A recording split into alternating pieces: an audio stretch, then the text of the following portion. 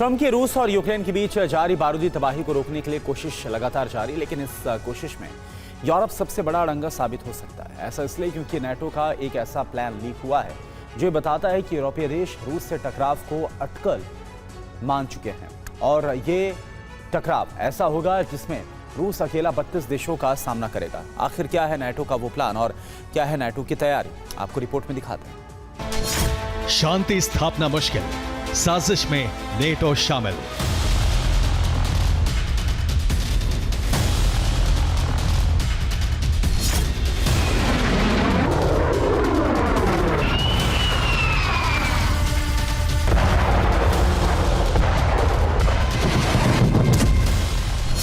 सख्त पुतिन के तेवर, वॉर प्लान पर मोहर।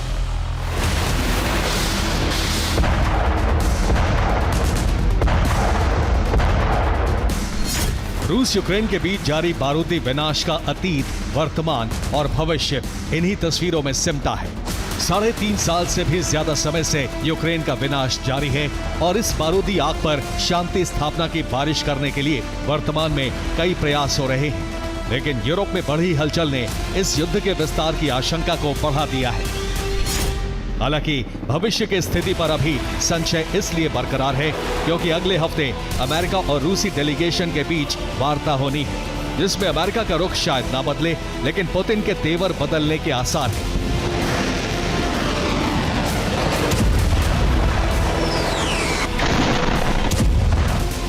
और अगर पुतिन के तेवर बदले तो फिर भविष्य युद्ध का विस्तार है।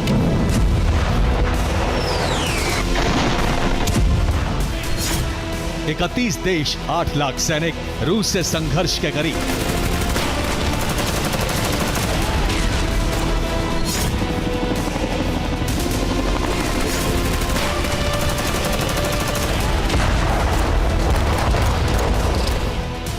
ये आशंका नहीं है बल्कि जर्मनी से लीक हुआ नेटो का वो प्लान है जो ट्रंप की शांति स्थापना की कोशिश पर पानी फेरने की साजिश बन सकता है।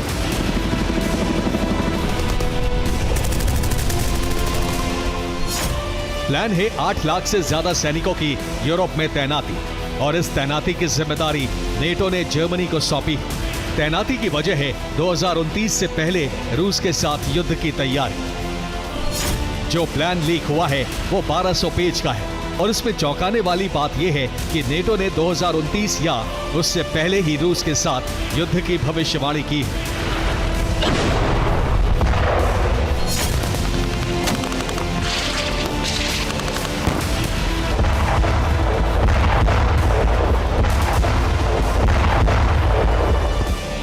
और इस भविष्यवाणी का आधार है वर्तमान स्थिति, जिसमें रूस की हलचल नेटो के सदस्य देशों तक दर्ज हो रही है।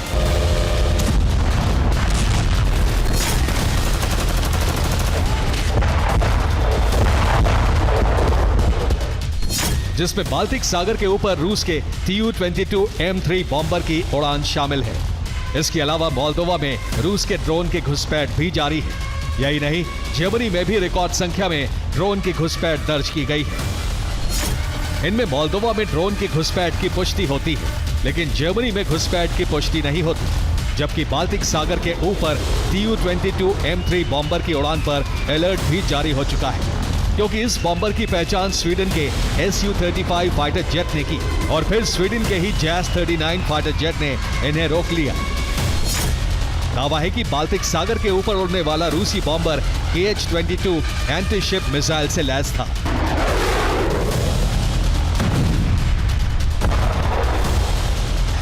हालांकि ये हलचल सिर्फ रूस की तरफ से ही नहीं हो रही, बल्कि कुछ हलचल रूस के खिलाफ भी हो रही।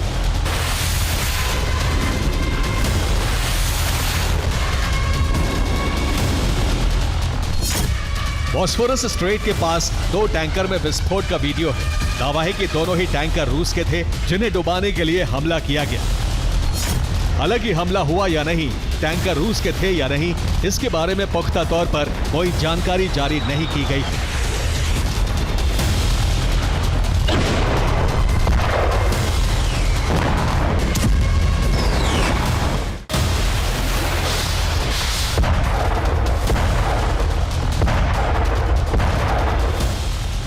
इसका मतलब साफ है कि रूस की हलचल से घबराए नेटो ने रूस को नुकसान पहुंचाना शुरू कर दिया है।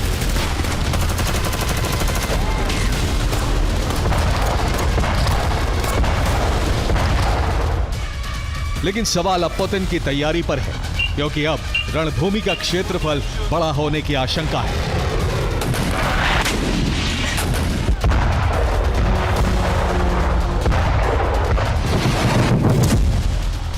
जवाब है तैयारी के पहले चरण के तहत पुतिन का सैन्य बजट में इजाफा।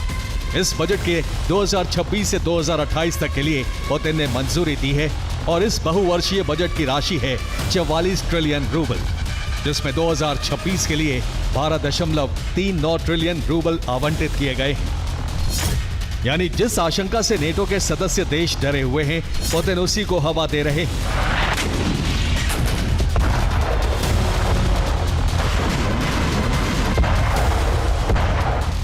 लेकिन दूसरी तरफ नेटो से टकराव की आशंका को भी रूस खारिज कर रहा है। दिमित्री पेस्कोव के मुताबिक मॉस्को अभी सिर्फ अमेरिका से वार्ता कर रहा है, मॉस्को की यूक्रेन के साथ वार्ता नहीं हो रही है। अमेरिकी डेलीगेशन से हम बिंदुओं पर चर्चा करेंगे।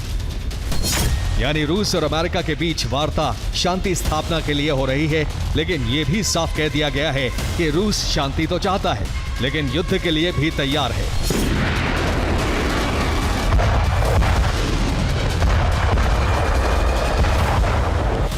जिससे एक बार फिर रूस के इरादों पर संदेह होता है।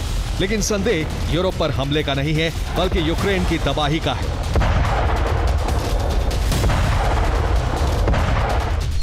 क्योंकि रूस के पूर्व राष्ट्रपति दिमित्री मेदवेदेव ने एक पोस्ट जारी की है, जिसमें लिखा है कि ज़ेलेंस्की यूक्रेन के नाजायज राष्ट्रपति हैं। रूस उनके साथ शांति समझौते पर दस्तखत नहीं करेगा। अगर वो बने रहेंगे तो रूस को शांति में दिलचस्पी नहीं है। रूस यूक्रेन के खिलाफ लगातार युद्ध जारी रखेगा। कीव पर रूस ने किया है एक और बड़ा हमला। मिसाइल और ड्रोन से अटैक किया गया, आवासीय इमारतों पर अटैक किया। कीव के पश्चिम में ब्लैकआउट हो गया। इसके बाद तस्वीर आपको दिखाते हैं, लेकिन इससे पहले ये बड़ी खबर। यूक्रेन की राजधानी कीव पर रूस ने किया है कुछ वक्त पहले एक और बड़ा हमला। मिसाइल और ड्रोन से अटैक किया गया। ये आवासीय इमारतों पर अटैक किया गया। ये देखिए आप तस्वीरें कीव के पश्चिम में, जो पश्चिमी कीव है, वहां पर पूरी तरह से ब्लैकआउट है।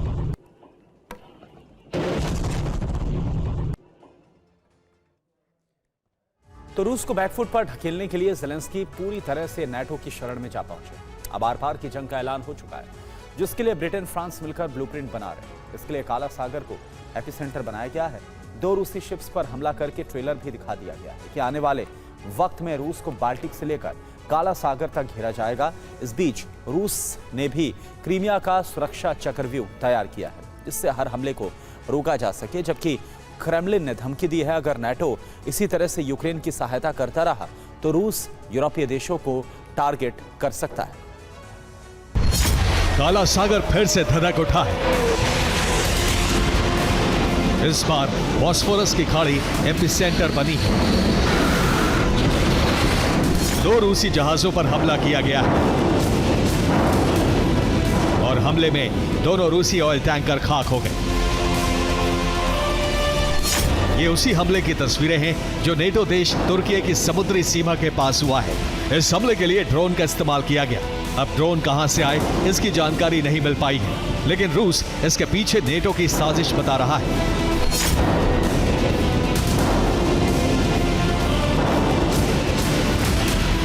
रूस ने दावा किया है कि हमले की तैयारी पहले से की गई थी। काफी वक्त से इलाके में नेटो के ड्रोन जासूसी कर रहे थे। क्रीमिया के पास एक दिन पहले ही 2 ड्रोन देखे गए थे। सेवेस्तोपोल के पास तक ड्रोन पहुंचे थे। इसी तरह नोवरोसिस्क के पास एक 2 ही विमान पहुंचा था। 2 ही विमान ब्रिटेन का बताया जा रहा है। ऐसी खबरें भी पहले आई हैं कि ब्रिटेन और अमेरिका मिलकर यूक्रेन को इंटेलिजेंस इनपुट दे रहे हैं।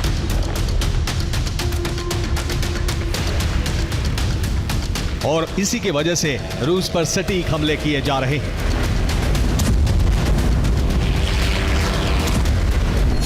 5 दिन पहले क्रीमिया पर साल का सबसे बड़ा हमला किया गया था, जिसमें सेवेस्तोपोल पर भारी तबाही मची थी। और अब रूसी शिप को भी टारगेट किया गया है, जिसमें 2 रूसी ऑयल टैंकर जल गए। टैंकर से तेल निकलकर समंदर में फैल गया, जिससे रेस्क्यू में काफी मुश्किल हुई। हालांकि 24 क्रू मेंबर को सुरक्षित बचा लिया गया।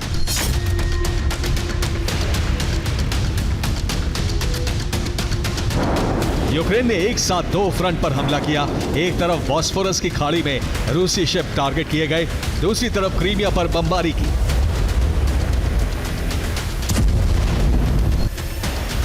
साथ ही सी ड्रोन का भी इस्तेमाल किया। अब रूस बदला लेने के लिए बेचैन है। आज रात ओडेसा और दूसरे यूक्रेनी पोर्ट पर हमला किया जा सकता है। अगर नेटो देश बीच में आए तो यूरोप में युद्ध का सबसे खौफनाक चरण आरंभ हो सकता है, जिसमें सीधा टकराव रूस और नेटो के बीच होने का अंदेशा है। रूसी टैंकर पर गुरिल्ला घात किया गया, जिससे कि काला सागर एक बार फिर से दहल गया। अब काला सागर में यूक्रेन बहुत एग्रेसिव है। 2 रूसी ऑयल टैंकर्स पर हमला किया गया। सी ड्रोन स्ट्राइक से 2 शिप्स जल गए, जबकि समंदर में डूब गया एक ऑयल टैंकर। तुर्की के पास समुद्री इलाके में हमला किया गया। बॉस्फोरस की खाड़ी में भी सी ड्रोन से अटैक किया गया। मिस्र से रूसी पोर्ट नोवरोसिस्क जा रहे थे दोनों टैंकर। रूस को हमले का शक यूरोप के किसी देश पर है। दरअसल नेटो रूस का काला सागर रूट पर हमले कर रहा है, और इस बार जहां पर हमला हुआ वो जगह नोवरोसिस्क पोर्ट से 700 किलोमीटर दूर बॉस्फोरस स्ट्रेट में पड़ती है। वहां पर सी ड्रोन से अटैक किया गया, जबकि जिस जगह से दोनों ऑयल टैंकर्स आ रहे थे वो बॉस्फोरस स्ट्रेट से 1200 किलोमीटर दूर है। दोनों टैंकर मिस्र के अलेक्जेंड्रिया पोर्ट से नोवरोसिस्क पोर्ट जा रहे थे। दोनों ही शैडो फ्लीट्स का हिस्सा थे। देखिए आप।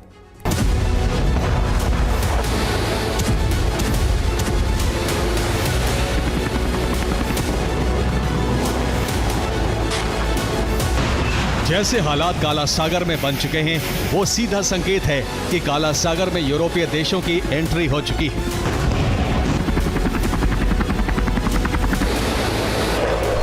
पहला संकेत है कि हमले में हाईटेक ड्रोन का इस्तेमाल। दूसरा संकेत है तुर्की की समुद्री सीमा तक हमला। तीसरा संकेत है रूसी शैडो फ्लीट पर अटैक। चौथा संकेत है हमले से पहले रेकी किया जाना। पांचवा संकेत है काला सागर में समुद्री रूट को टारगेट किया जाना। नेटो किसी भी कीमत पर काला सागर में अपना दबदबा कायम करना चाहता है। इसके लिए रूस की घेराबंदी को तोड़ना जरूरी है। इसी वजह से क्रीमिया और उसके आसपास के डिप्लॉयमेंट पर हमले किए जा रहे हैं। शैडो फ्लीट ऑयल टैंकर के अलावा भी हमले किए गए। दूसरा हमला साकी एयरबेस पर हुआ, जिसमें ड्रोन इंटरसेप्टर कमांड सेंटर को ध्वस्त कर दिया गया। साथ ही डिफेंस सिस्टम भी तबाह कर दिए गए। इसके अलावा एयरबेस रनवे को भी नुकसान पहुंचा है। ये साकी एयरबेस पर हमले की तस्वीरें हैं। इन्हें यूक्रेनी एयरफोर्स ने जारी किया है, जिससे रूस में कोहरा मच गया है, क्योंकि अब उन तमाम ठिकानों पर हमले हो रहे हैं जहां से रूस ऑपरेशन ओडेसा चला रहा है।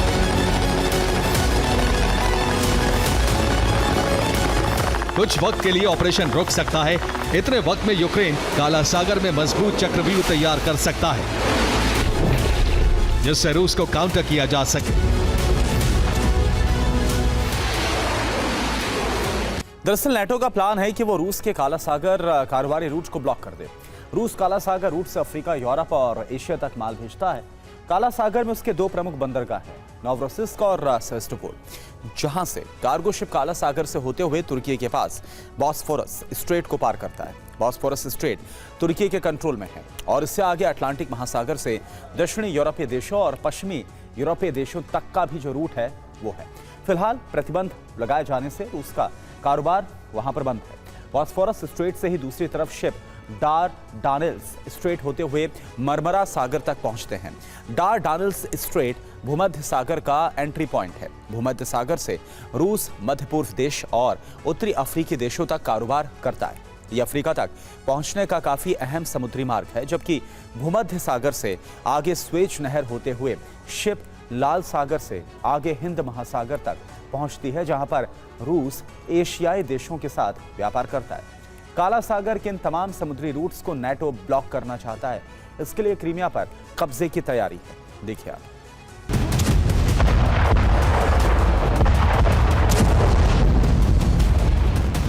रूस को काउंटर करने के लिए क्रीमिया को टारगेट किया जा रहा है।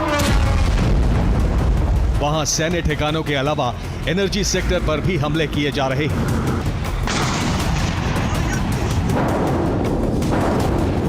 युद्ध में पिछड़ रहे यूक्रेन ने इस बार हमले का पैटर्न बदला है। इस बीच उसे नेटो से भी विध्वंसकारी और हाईटेक हथियार मिले हैं, जिससे वो क्रीमिया में लगातार हमले कर पा रहा है। इसके लिए यूक्रेन ठीक वैसा ही पैटर्न अपना रहा है जिस पैटर्न से रूस हमले कर रहा है। अब 3 ठिकानों पर सबसे ज्यादा हमले किए जाएंगे: ऑयल डिपो, हथियार डिपो और मिलिट्री पोस्ट, जिससे रूस हमलों को रोकने में जुट जाए। इस बीच यूक्रेन तक हथियार पहुंचाने का रूट क्लियर हो जाए।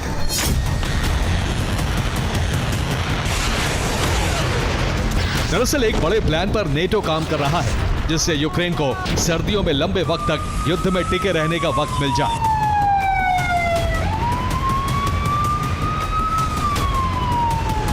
इस बीच यूरोपीय देश भी मिसाइल और डिफेंस सिस्टम सप्लाई कर देंगे।